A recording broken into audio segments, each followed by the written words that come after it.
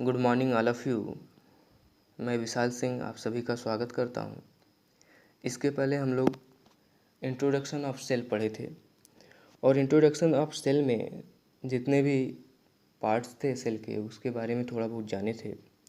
अब उसके आगे हम लोग सेल वॉल के बारे में पढ़ेंगे। तो सेल वॉल की अगर हम बात करें तो और एक पादप किसी भी पादप कोशिका के चारों ओर एक दृढ़ खोल रहता है जिसे हम सेल कहते हैं। सेल का कार्य क्या है? मैकेनिकल सपोर्ट करना, यांत्रिक सुरक्षा प्रदान करना किसी भी पौधे को। तो कोशिका का मुख्य कार्य क्या है? यांत्रिक सपोर्ट करना, एक आकार या स्वरूप प्रदान करना। और कोशिका भित्ति जो होती है 3 प्रकार की होती है। इसमें मिडिल लैमेला है, प्राइमरी सेल वॉल है, सेकेंडरी सेल वॉल है। अगर मिडिल लैमेला की बात करें तो यह पौधों या जीवों के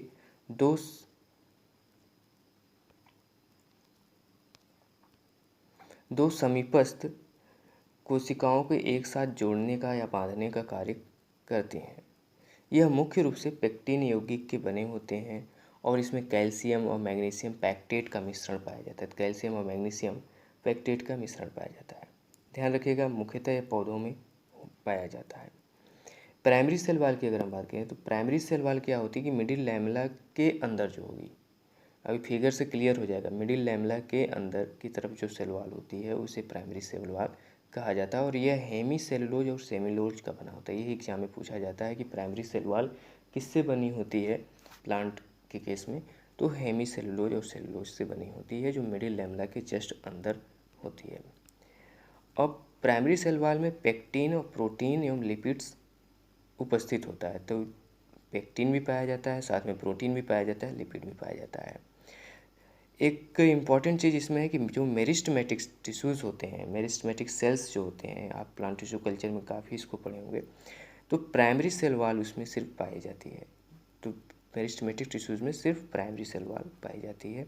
सेकेंडरी सेल वॉल की अगर हम बात करें तो कोशिका के आकार तथा आकृति पूर्ण हो जाने के बाद सबसे अंदर की तरफ बनने वाली जो भित्ति होती है उसे सेकेंडरी सेल वॉल कहते हैं। अब इस फिगर से इसके पहले भी जब पढ़ाया गया था इंट्रोडक्शन में तो वहाँ पे भी फिगर बनाया गया था और समझाने की कोशिश किया गया था कि प्राइमरी सेल वॉल क्या है, सेकेंडरी सेल वॉल और मिडिल लैमेला क्या है। देखिए, जो आउटर मोस्ट लेयर है या यहाँ से समझने की कोशिश करें, ये मध्य में जो रेड कलर से फिगर बना हुआ है यानी कि रेड लाइन जो है ये क्या है? आपकी मिडिल लैमेला है। ये रेड वाला पार्ट जो है ये मिडिल लैमेला है। अब ये कर क्या रहा है? एक ये सेल है और एक दूसरी सेल है, दोनों को आपस में जोड़ रहा है। यह एक सेल है और यह एक दूसरी सेल है, इन दोनों को आपस में जोड़ रहा है, इसको इससे आपस में जोड़ रहा है। तो जो मिडिल लैमेला के जस्ट बाद वाली लाइन है, आप देखेंगे जस्ट बाद वाली लाइन यहाँ पे उस पर लिखा गया है प्राइमरी सेल वॉल। उसके नीचे वाली जो लाइन है वो होगी सेकेंडरी सेल वॉल। तो मिडिल लैमेला यहाँ पे आप देखिएगा, एरो भले वहाँ बनाया गया है, आपका फोकस यहाँ पे होना चाहिए। तो मिडिल लैमेला जो है उसके जस्ट बाद वाली प्राइमरी सेल वॉल, उसके नीचे जो है वो सेकेंडरी सेल वॉल है। और सेकेंडरी सेल वॉल में आप लिखें कि कोशिका के आकार तथा आकृति पूर्ण हो जाने के बाद बनने वाली सबसे अंदर बनने वाली भित्ति को सेकेंडरी सेल वॉल कहते हैं। बिल्कुल स्पष्ट लिखें आप, सबसे अंदर जो भित्ति बन रही वो प्राइमरी सेल वॉल है। मिडिल लैमेला के सबसे अंदर जो बन रही वो सेकेंडरी सेल वॉल है।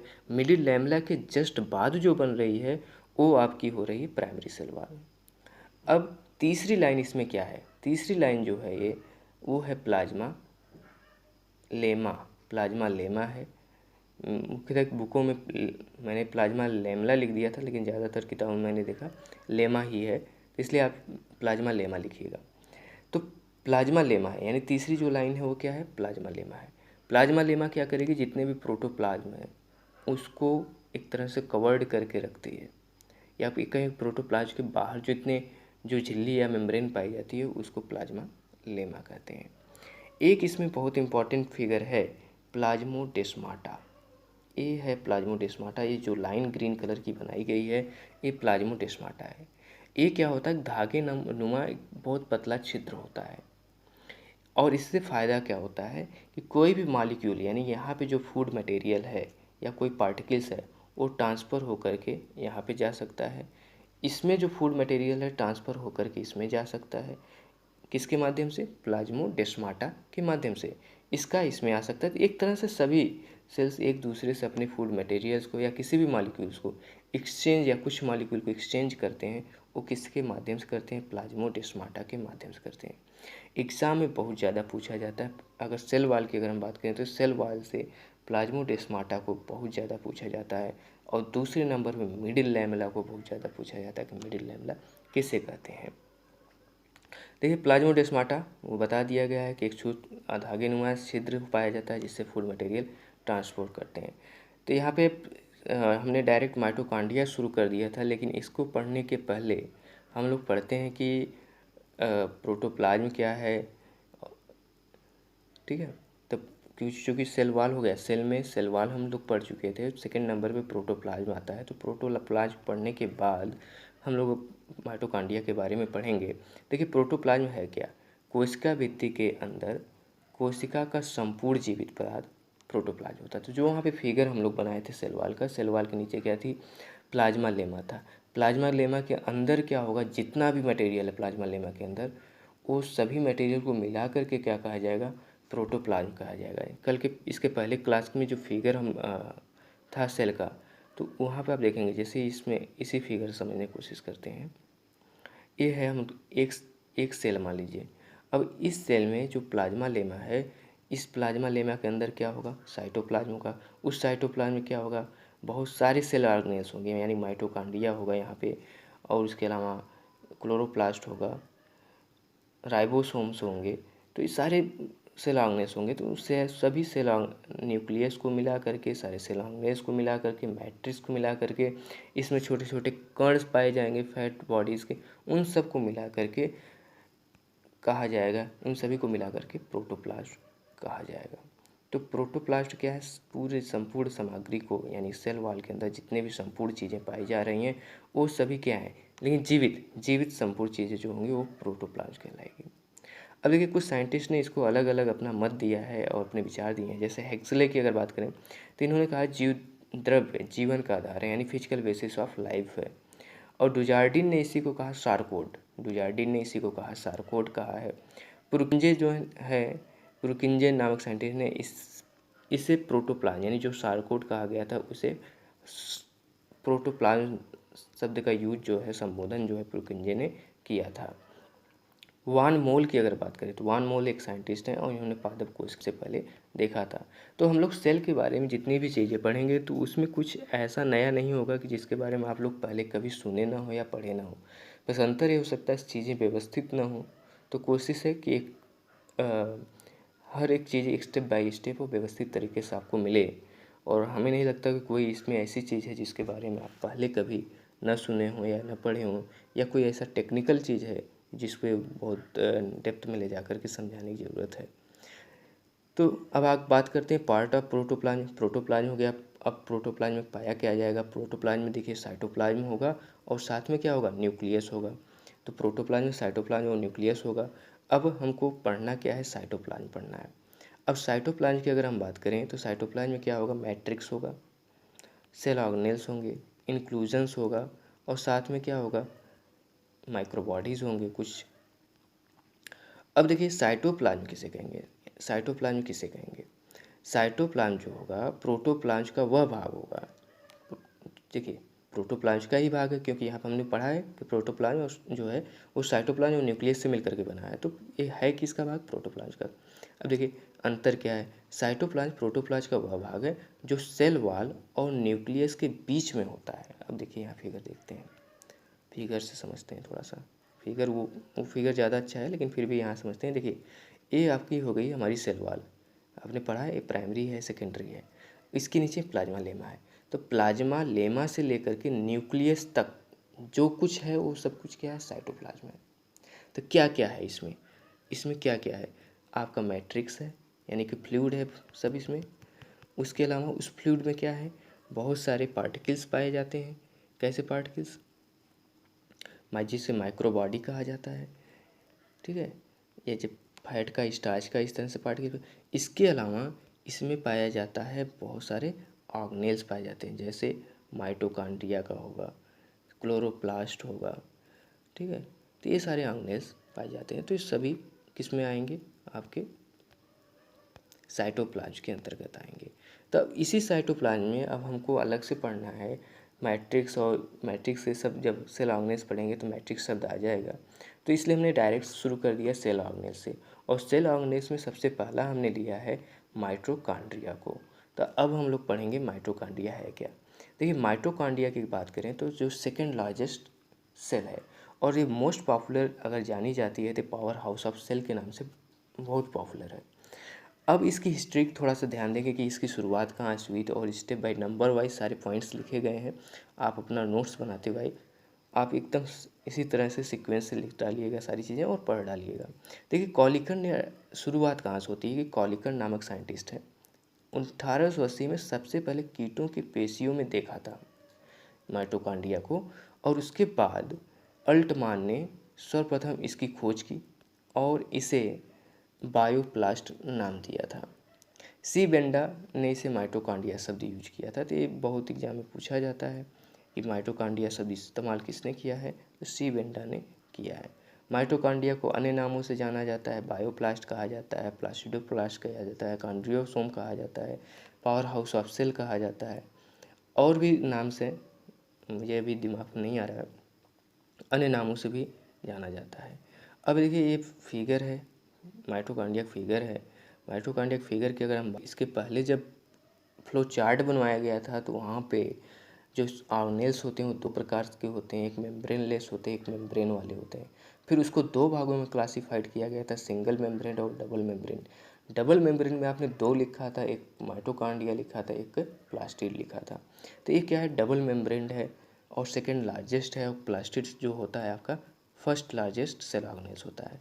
तो इसमें देखिए, डबल मेम्ब्रेन है, जो बाहर की तरफ होगी मेम्ब्रेन उसको आउटर मेम्ब्रेन कहा जाएगा, यहाँ पे लिखा है आउटर मेम्ब्रेन कहा जाएगा। उसके अंदर जो होगी उसको इनर मेम्ब्रेन कहा जाता है। तो जो इनर मेम्ब्रेन है, ये इनर मेम्ब्रेन जो है यही अंदर की तरफ धंस करके क्रिस्टी लाइक यानी उंगली फिंगर लाइक स्ट्रक्चर बनाती है, जिसे हम क्रिस्टी कहते हैं। यहाँ पे देखिए ये लिखा हुआ क्रिस्टी जिसे कहा जाता है। अब इसमें और क्या होता है, राइबोसोम पाया जाता है, जो वो राइबोसोम कैसा होगा, 70S वाला होगा, जो प्रोकैरियोट में पाया जाता है। इसके अलावा इसमें माइटोकॉन्ड्रियल डीएनए पाया जाता है, और आप लोग जेनेटिक्स में पढ़े होंगे साइटोप्लाज्मिक इनहेरिटेंस का सबसे अच्छा एग्जाम्पल है माइटोकॉन्ड्रियल डीएनए सेल का। तो सेल में जो माइटोकॉन्ड्रियल डीएनए है यही मैटरनल इनहेरिटेंस कराता है या साइटोप्लाज्मिक इनहेरिटेंस कराने का कार्य करता है, और इसी के कारण से इसमें सेल्फ रेप्लिकेशंस यानी कि माइटोकॉन्ड्रिया